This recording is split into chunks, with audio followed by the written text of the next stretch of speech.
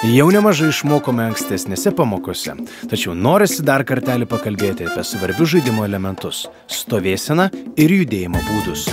Paplūdimio tinklinio žaidimo metu sportininkas turi mokėti bėgti pirmyn, atbulomis bei pristatomų žingsnių.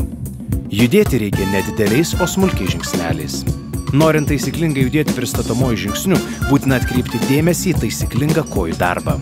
Stovint pagrindinę stovėseną, kitaip vadinama žema stovėsena, žengiamas žingsnelis į šalį ta koja, į kurią pusę norima judėti. Kulnas turi būti šiek tiek pakilęs nuo smėlio. Kita koja slystamuoju žingsneliu pritraukiama į pradinę padėtį. Kūno svorio centras palengva pereina nuo vienos kojos ant kitos. Žaidimo metu svarbu vengti tokių klaidų.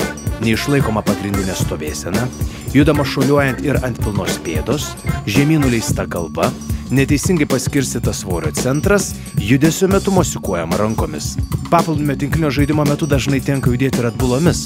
Tuomet kojos turi būti sulenktos per kelio sąnarį, rankos paruoštos atlikti tam tikrą gynybinį veiksmą, o kūnas per liemenį pasvirė šiek tiek į priekį. Labai svarbu žinoti, kad sportininko stovėsena turi būti žema.